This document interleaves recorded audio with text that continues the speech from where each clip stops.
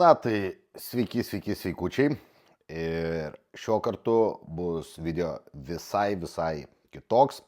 Ne vlogas, ne treniruočių video, ne dar kažkas, o predikšinai, spėjimai, spėlionės apie kultūrizmo pagrindinį metų renginį, tai yra Mr. Olympia. Kas užims kokias vietas ir tai bus mano nuomonė, tai realiai iš esmės tai didelė dalis tai yra visiškų spėjimų, nes kol nepamatom atleto ant scenos, kaip jie atrodo, kaip dar kažkas, tai yra grinai tiesiog spėjimai pagal buvusį vaizdą, ką jie transliuoja socmedijoje ir panašiai. Tai šiandien paspėliosiu Open klasą ir Classic Physique. Tai dvi vyrų kategorijos. Iš karto turiu pasakyti, kad dėl Classic Physique mano žinios yra iš šio klausimų atletų pozicijų yra daug kartų labiau ribotos negu Open klasė. Ir kitas dalykėlis yra tame, kad nenormalus atletų skaičius Classic Physique duoda savo tam tikrą dalyką, kur tiesiog tas atletų skaičius, tokio skaičiaus neturi būti ir labai džiugu tame, kad pasikeitus taisyklėm, įvedus naujus reikalavimus, nuo kitų metų atletų skaičius ženkliai mažėja ir pasidarys pagaliau adekvatus, nebereikės matyti po 50 atletų einančių ant scenos ir bandančių įrodyti, kad yra geriausi, nors kai kurie toli gražu, švelniai tariant, pasakysiu, net nelabai vietoj turėtų būti, bet sėkmės faktorius jų pusėje buvo ir jie tenai atsidūrė. Bet netimkim iš jų to džiaugsmo, paskutiniais metais gali pasidžiaugti, o po to jau nuo kitų metų reikės gerokai padirbėti, kad tenai užkopti. Tai va taip, iš esmės. Na tai ką, aišku, bet kokiu atveju, kaip ir pagrindė visiems yra įdomiausios dvi klasės, tai yra Open Class ir Classic Physique, visai auditorijai ir apskritai. Deja, kitos kategorijos yra tikrai mažiau įdomios ir ypatingai iš vyrų pusės į moterų kategorijas iš viso tai yra mažai kam įdomu. Men's Physique 212 lygiai taip pat yra gerokai mažesnis žiūrimumas ir įdomumas iš auditorijos pusės, tai pasiliksim ties šitom dviem kategorijom, tai Open ir Classic Physique. Na, tai laikas ir pradėti paspėlioti, ne? Iš esmės turiu viską susirašęs, nes vėlgi atletų skaičius kaip ir yra didelis ir nesinori nieko pamiršti, prasišauti ir panašiai. Taigi važiuojam. Pradedam nuo paskutinių vietų.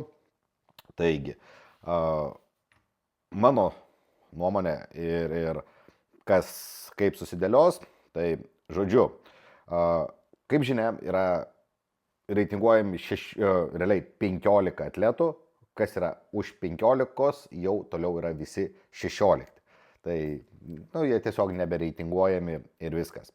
Tai pirmiausia, turim iš viso sąrašo atmesti keletą vardų, kurie yra kvalifikavęsi, bet jie nedalyvaus ir jie būtų įnešę tikrai labai stiprų pokytį visam line-upe, nes vėlgi tai yra du sportininkai, tai Rafael Brandao, kuris tikrai turi įspūdingą visą šeipą, visą struktūrą, bendrą vaizdą, įteko ir gyvai matyti porą kartų dalyvaujantį. Tai tikrai labai gražiai sudėtas atletas, su tikrai pakankamai mažai trūkumų ir paskutiniu laikotarpiu stipriai uždėjęs buvo mėsos, tai ko jam ir labai reikėjo. Tai dėja, šiais metais mes jo nepamatysim, kiek prisimenu, tai buvo virškinimo trakto problemos, tai kažkas su žarnynu skrandžiu ir negalėjo atitinkamai valgyti, bet bijau ir suklysti dėl šito, jau senai šitą begirdėjau, tai žodžiu. Rafa iškrenta. Kas mano dideliam liūdėsiui, eiliniais metais Beruzas negavo vizos ir nepapuolė vėl į Ameriką. Jeigu neklystu, tai buvo 4. jo kvalifikacija, kurią jis gavo į Olimpiją ir dar nei kartą jisai tai ten nepapuolė. Ir manau, kad Beruzas būtų stovėjęs labai aukštai, tai iš esmės į top 6 aš jį būčiau statęs. Rafo būčiau tikrai į top 10 statęs, tai vat, nuo 7 iki 10 vietos tikrai. Bet yra kaip yra ir šie du atletai nedalyvaus. Aišku, Beruzas tai yra tas atletas, kurį teko matyti irgi gyvai ir tikrai įspūdingos kondicijos sportininkas, labai gerai atrodantis, tai, žodžiu, gaila tiesiog, kad jam tiek metų iš eilės nepavyksta prasibrauti į Ameriką ir vis dėlto esant iraniečiui negauti vizos, taip jau yra, nieko nepadarysim. Nors, kaip Hadžio atveju, tas pats Iranas, bet jisai turi kitas galimybės, kitus šaltinius tenai dalyvauti. Na, tai dabar einam prie to, ko mes ir susirinkom. Taigi, 16 vietos. Dorian Heyvudas, labai kontroversiška patekimo istorija Masters Olympija, iškovojo jisai 1. vietą. Kam bus įdomu, pasidomėkit toliau, labai jau nesiplėsiu, bet mano akimis jis kaip ir neturėjo tenai būti. Bet, žodžiu, kam įdomu, galite pasidomėti arba parašykit, šiek tiek apšviesiu šito klausimu. Taigi, toliau, Jordan Hutchinson. Nors tai yra mano buvusio trenerio ir pakankamai gero draugo po šiai dienai bendraujančio Chris Tuttle auklėtinis, su kuriuo jis dirba daug metų ir tikrai jisai atrodo labai gerai. Ir 2 pergalės iškovojęs iš eilės. Bet manau, kad jisai liks prie galo dėl savo tam tikrų trūkumų, nors jo stoto struktūra yra pakankamai didelė ir jisai, manau, labai greitoje ateityje, tai kitais metais turėtų būti didelė grėsmė papulti į top 10. Bet šiemet, kaip ir sakau, kaip debiutui, būti arti ribos į top 15, tai tikrai stipru. Toliau, Cheng Longshen. Kinietis, realiai nežinau, kaip jisai atrodo ir teko pasigūglinti, tai manau, kad jisai bus vienas iš tų outsiderių. Sasan Heirati. Tai irgi jo yra debiutas Olimpijoje. Aišku, šiaip jisai man labai patinka, jo detalumas, visas vaizdas ir visa kita, ką jisai atneždavo visą sezoną, kuriam tikrai reikėjo pasidaužyti gan sunkiai ir stipriai, kad iškovotų tą kelialapį, nors daug dalyvavo ir labai puikiai atrodantis, bet manau, esantis struktūrinė pozicija, jo šiek tiek bendras mažesnis dydis jam pakiškoja eiti toliau, bet kaip ir minėjau, jisai tikrai įspūdingai gražiai atrodantis atletas, labai gražiai sudėtas ir na, matysim, kaip jisai pasirodys, bet nebejoju atneš tikrai superinę kondiciją ir tikrai bus iš tų, kur brausis į top 15 tikrai su Jordanu, tikrai jie tenai kaposis kaip priklauso. Tai vat, ties čia 16 vietos ir baigėsi. Toliau einam į 15 vietą, tai aš atiduodu Akim Williamsui. Nors Akimą teko irgi matyti Rumunijoje dalyvaujantį gyvai, kuris jisai būtent pralošė Rafai. Mano akimis Akimas jisai buvo šiek tiek geresnis tą kartą už Rafą, bet dėl Akimo nugaros jisai pralaimėjo ir manau ateinančio būtent Olimpijoje jam nugaros kabinimosi taškai, labai aukšti lacai ir ilgas liemuo jam pakiškoja kopti aukščiau 15 vietos, bet Akimas yra nenormalaus mėsingumo atletas, tankumo ir visa kita ir gali gerokai nustebinti. 14. Urs Kalačinski. Tai visi žinom, kad Ursas buvo Classic Physique dalyvis ir puikiai tenai dalyvavo, stovėjo top 3, top 4, kiek pamenu, jo, jisai kelis kartus ir dabar labai netikėtai visiems tokį įnešė gūsį gaivaus vėjo į Open klasą ir perėjo tenai. Ir mano akimis tikrai buvo geras sprendimas tą padaryti, nes jisai pagaliau užpildė savo visą didelį karkasą mėsą, nereikėjo jam drožtis iki svorio limito Classic Physique ir galėjo pagaliau atnešti savo gerokai pilnesnį. Gal šiek tiek kondicijos ir norėjusi geresnės iš jo pusės, bet visumoje tikrai jisai mano akimis žiūrėjusi daug geriau Open klasę negu Classic Physique. Tačiau vėl jo keletą problemų yra, tai viena iš pačių didžiausių tai yra nugaros pozos, side chestas, nugaros pozos, side chest, back double biceps, tai čia toks jo labai silpna poza, kuri iš tikrųjų lemia labai daug. Ir toliau side chestas irgi jo yra tokia silpnesnė pozicija ir tricas irgi tokia sau. Kitos pozos yra tikrai pakankamai galingos geros ir manau jo tas didelis stotas, pilnumas ir vardas. Turim būti objektyvus šio klausimu ir suprasti, kad tai yra subjektyvus sportas ir žinomumas savo dalį duoda tam tikrą prasme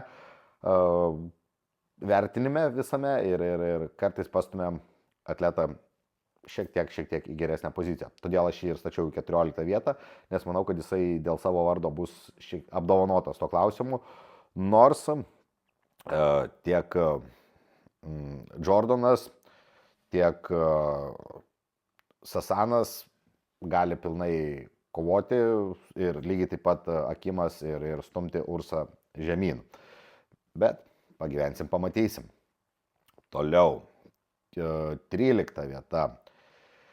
13 vietą atiduodu Regan Grimesui, nors jo back pose, tiek back double biceps, tiek lat spreadas, wow, yra top 3 Olimpijos lygmens turbūt.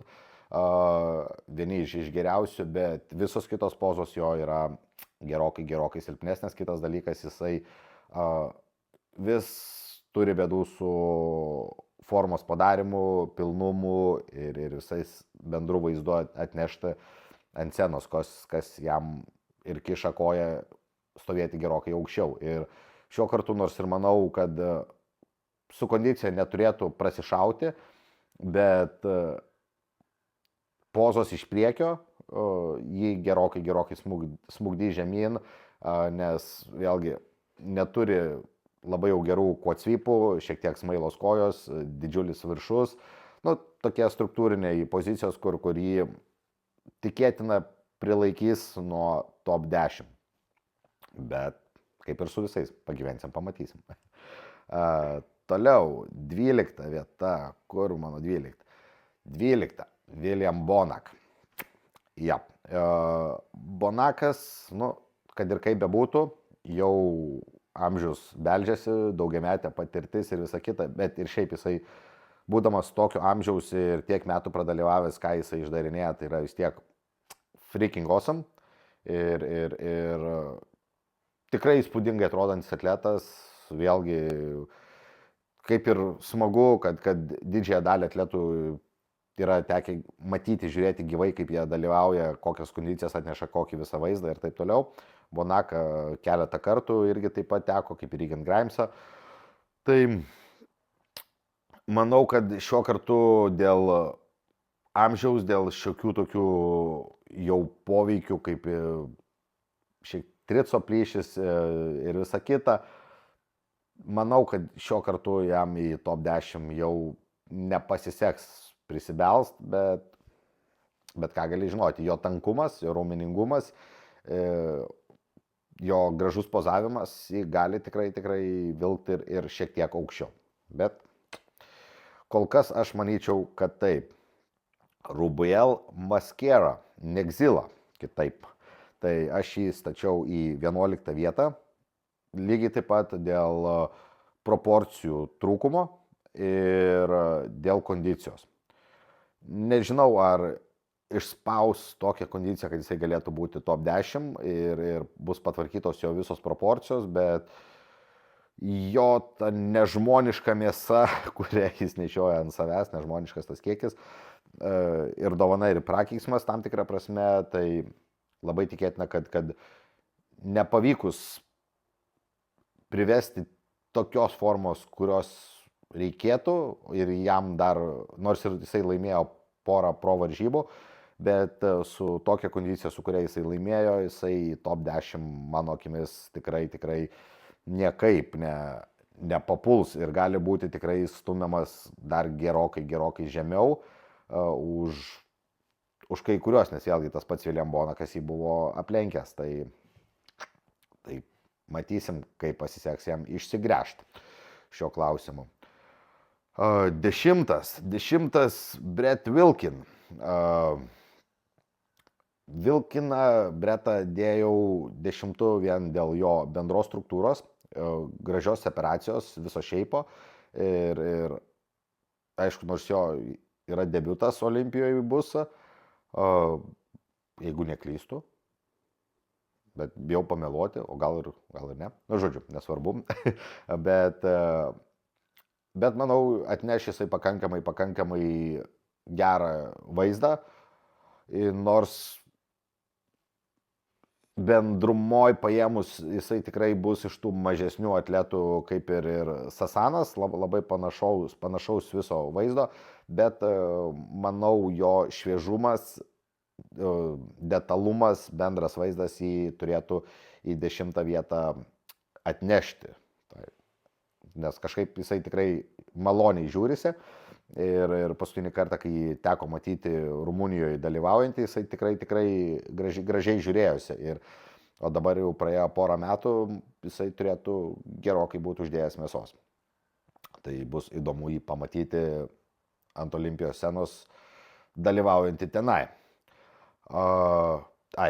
Bretas turėjo praeitais metais dalyvauti, bet turėjo problemų su virškinimu irgi ir pasitraukė, jeigu neklystu dabar, kiek prisiminiau. Žodžiu, toliau Brandon Curry, 9 vieta. Taip, nors Brandonas yra Mr. Olympija, žiūrint jo paskutinius startus, dalyvaujant Olimpijoje ir visą kitą, jisai palaipsniui leidžiasi žemyn ir nors jo paskutiniai update'ai, kuriuos teko matyti, atrodo tikrai daug žadantis ir atrodo gerai ir jisai palyginus amžiaus nepaveikiamas kol kas, bet su rezervu aš jam duodu 9 vietą. Vien dėl to, kad jis yra Mr. Olympija, bet labai lengvai jisai gali būti išstumtas iš top 10. Labai lengvai. Tai manau, čia paskutiniai metai, kada jisai top 10 dar gali būti Olimpijoje ir gali būti, kad tai paskutiniai metai, kaip jisai ir dalyvauja. Bet vėlgi, pamatysim po Olimpijos. Toliau, 8 vieta, Tonijo Burtonas. Tonijo Burtonas 8 vietoje vien dėl to, kad yra super complete atletas, neturi jokių trūkumų, labai gražiai sudėtas, labai gražios kondicijos, viską turi, žodžiu, jo problema yra vėlgi truputėlį mėsingumas dydis, nes jisai iš tų tokių mažesnių atletų, bet jisai yra lyginamas su Dexter Jacksonu, vien dėl savo to visapusiškumo, complete look, tai ir jisai žiauriai gražiai atrodo. Tai manau, jo visas tas vaizdas, ką jisai atneša, tai turėtų jisai būti 8 vietoje. Manau. Toliau, 7 vieta. Vitalij Ugolnikov, tai Gudvito labiau žinomas, tai mano nuomonė jisai bus 7. Ko jam pritrūks, tai manau pozavimo kai kurių vietų, nes tikrai turi šiokių tokių problemų su pozavimu, kur neatsiskleidžia, neparodo, ką jisai gali turėti ir tikrai tas šiek tiek liūdina matant visą tą vaizdą, kurį jisai gali turėti, bet vėlgi jo detalumas, jo separacijų gylis, jo visas vaizdas ir taip toliau, na, tikrai turėtų jį nešti aukštai ir mano nuomonė tai bus 7 vieta. Toliau, Čenadu Obiekėjo, jeigu taip gerai ištariu, tai kitaip Andrew Jack, 6 vieta. Andrew, vėlgi, paskutinį kartą matėm FIBO, kai dalyvavo, švelniai tariant buvo ganėtinai riebus, bet laimėjo.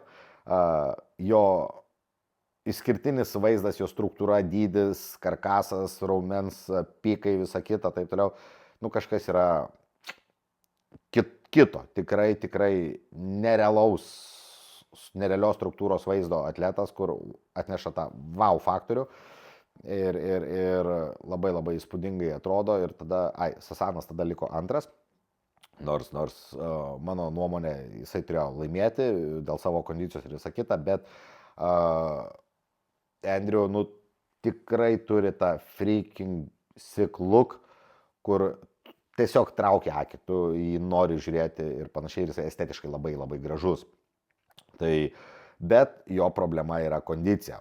Tai, manau, netgi su pakankamai tokia nepadaryta iki galo kondicija jisai bus 6. Bet kiek teko klausyti podcastų ir girdėti, tai jisai dabar atrodo geriausiai kaip yra atrodęs. Tai jeigu tai yra tiesa ir jisai pagaliau nesivaikys to dydžio ir padarys kondiciją tokią, kokią reikia, na, jisai tikrai bus aukščiau negu 6 vieta ir jisai tikrai gali brautis į top 4, manau, tik 3 gal netgi, jeigu tikrai atneš tą kondiciją. Ir netgi realiai tarp 1 ir 2 vietos jis gali būti, bet viskas, ko jam reikia gero pozavimo ir superinės kondicijos. Nes su pozavimu tikrai liūdnesnė dalis jo ir su kondicija yra dar liūdniau. bet iš kitos pusės, nu, tą, kai jisai atneša, jam užtekdavo stovėti Olimpijoje irgi tarp top geriausių. Na, pamatysim, ką jisai atneš. Martinas Fittwasseris, 5 vieta. Martiną statau į 5 vietą, vien todėl, kad jisai yra tikrai irgi labai complete sportininkas. Jo problema paskutinius kartus po Olimpijos jis nei karto neatnešė gero vaizdo ant scenos, tokio, kokio reikėtų, kokį jisai gali atnešti, nes Olimpijoje jisai buvo nerealiai geras ir žiauriai gerai atrodė. Toliau buvo prasišauta kiekvieną kartą, kiek jisai lipo. Ir kadangi puikiai žinau jo trenerio metodikas, kas ir kaip ir visa kita, tai pakankamai nieko nuostabaus dėl šitų dalykų ir tikiuosi, kad šiuo kartu darys kažką kitaip ir sugrąžins Martiną tokį, kokį jisai ir turi, koks jisai ir gali būti iš esmės ant scenos, tikrai įspūdingas, mėsingas, gražus, labai geros proporcijos ir panašiai, tai manau, kad šiuo kartu jisai brausis į 5 vietą ir bus su labai geru vaizdu. Toliau, 4 vieta. Spėkit. Mano mėgstamas tikrai atletas ir man patinka bendras jo visas vaizdas, kas ir kaip, tai Hadi Choopan. Nors tai irgi Mr. Olympija, bet kažkodėl manau, kad šiemet jisai bus 4, nes tiesiog kažko pritrūks. Praeitą kartą, kai jisai lipo, pritrūko nugaroj kondicijos, iš nugaros pusės ir tas jį labai labai užlaikė ir nustumė žemyn. Bet jeigu jisai bus pilnai dialed in, tai jisai tikrai gali kovoti ir dėl pirmos vietos. Iš esmės, top 4, mano nuomonė, gali kovoti dėl pirmos vietos, netgi top 6 su tokiu pliusiukų uždedant rezervinę dalim, tai dar gali irgi turėti, bet tarp top 4 jie gali keistis labai labai stipriai. Nors aišku, visa Olimpija šiemet tikrai super stiprių atletų ir jie labai stipriai gali keistis, užtenka tik tais mažos dalies kažkur prasišauti ir tu jau krenti stipriai žemyn, nes labai tolygų stiprų sportininkai šiemet, kas labai ir džiugina. Na ir ką, top 3. 3 vieta Nick Walkeris. Nors, šiaip pakankamai aš mėgstu frikus, mass monsterius ir visą kitą, bet Niko negaliu statyti aukščiau 3 vietos vien dėl jo struktūros, kuri jį laikys pakankamai, aukščiau 3 vietos aš nemanau, kad jisai gali kada nors užkilt dėl savo to bendros struktūros trūkumų, bet gal bus tas Freak Factory ir apdovanotas, nors labai abejoju. 2 vieta, taigi, 1, 2, Samson Derek. 2 vietą aš atiduodu Derekui, vien dėl to, kad Samsonas struktūriškai didesnis, estetiškesnis ir manau šiuo kartu ateis su freaky kondicija, labai gera kondicija ir išplėš tą 2 pergalę Olimpijos šiemet. Pagyvensim, pamatysim, nes būtent šiandien, ką mačiau iš Dereko pusės, tai labai nustebino. Tas jo kojų pilnumas, apvalumas, tai jeigu jisai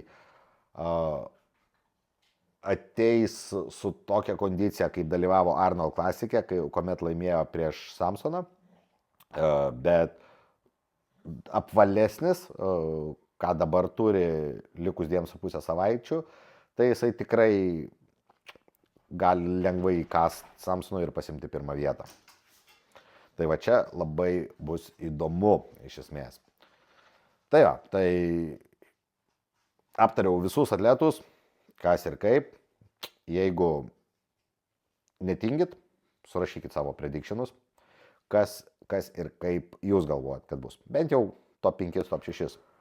Na tai Open klasas aptartas. Laikas eiti prie Classic fizikų.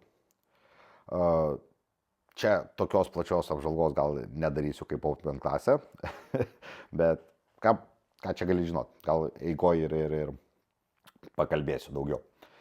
Žodžiu, klasikų skaičius ten, kaip ir minėjau, yra begalinis, tai čia tik tais top 10. Susakysiu, kas mano nuomonė bus kelintas. Taigi, Matt Grego 10 vieta. Nors jisai man labiau primena kultūristą, bet turi dydį, turi kondiciją, turi pakankamai gražų flow, bet jo kampuotumas, kvadratiškumas šiek tiek trikdantis, bet iš kitos pusės jo bendras dydis turėtų jį atnešti į 10 vietą. Plius jisai traukia akį pakankamai gerai.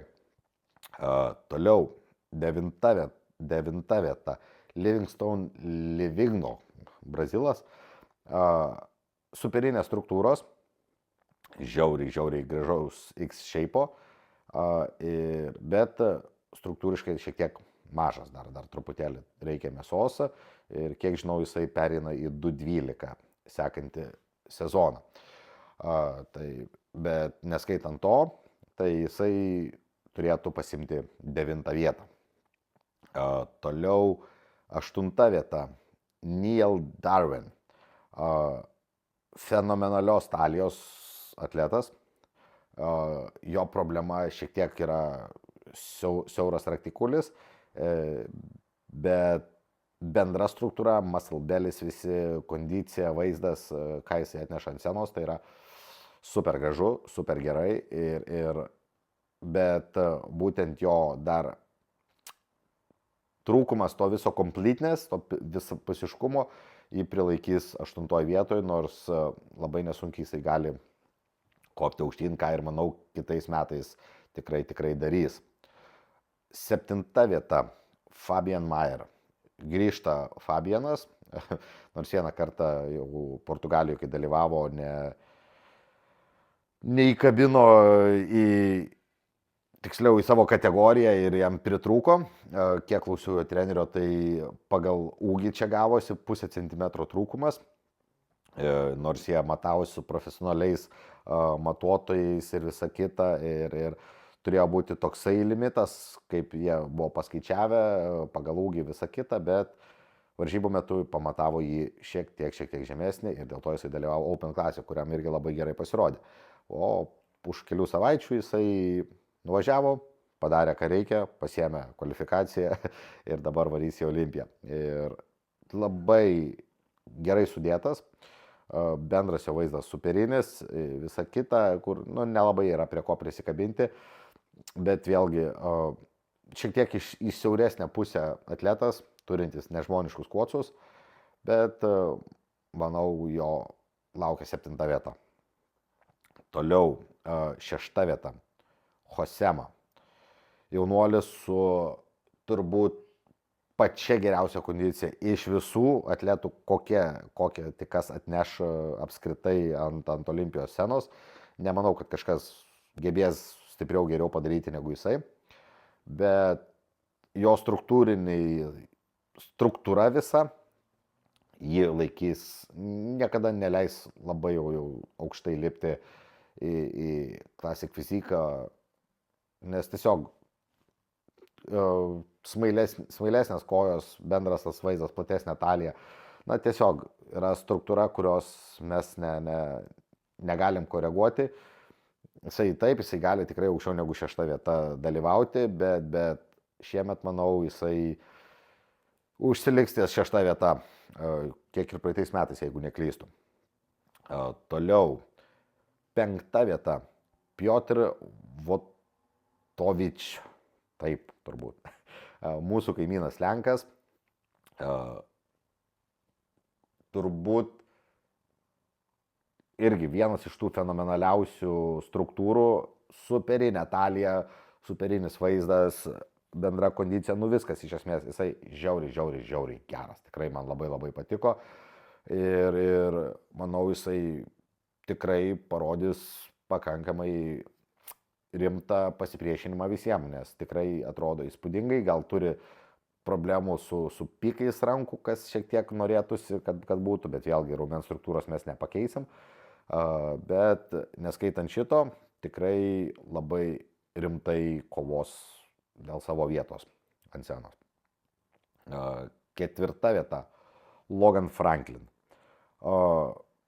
Irgi beprotišką progresą padaręs atletas, labai gražiai žiūrisi, super pozuoja, tas tipinis įsivaizdavimas Classic fiziko flow visą kitą, tai manau, kad čia bus jo rimtas pareiškimas į Classic fizik titulo pasiėmimą, kurį aš manau kitais metais jisai turės visus šansus kaip ir imti. Šiemet, manau, dar šiek tiek pritrūks. 3 vieta Ramon Dino. 3 vien todėl, kad jisai, manau, yra šiek tiek per aukštai svorio limite ir kai nusispausi iki tiek, kiek reikės ir po to reikės užsikrauti, jam pritrūks laiko ir tiesiog nebeatgaivins visos tos savo pilnumo, completeness, viso šito, ant scenos ir kartu jisai šiek tiek siauras lyginant su kitais atletais. Bet jeigu jam pavyksta padaryti, jisai labai lengvai gali ir laimėti. Antra vieta. Terence Ruffin. Nors tai irgi iš žemesnių atletų, bet turintis freaky flow, labai gražios kondicijos, gilių separacijų, bendro vaizdo, visa kita, fenomenalus pozavimas.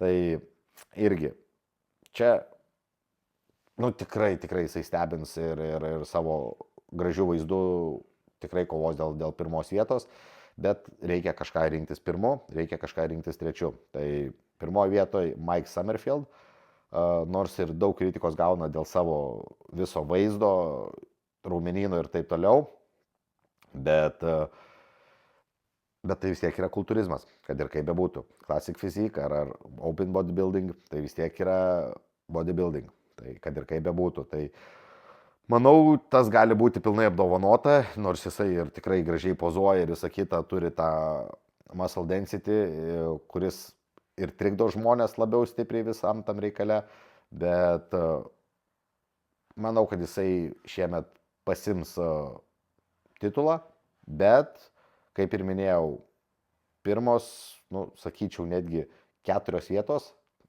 lengvai jos gali keistis.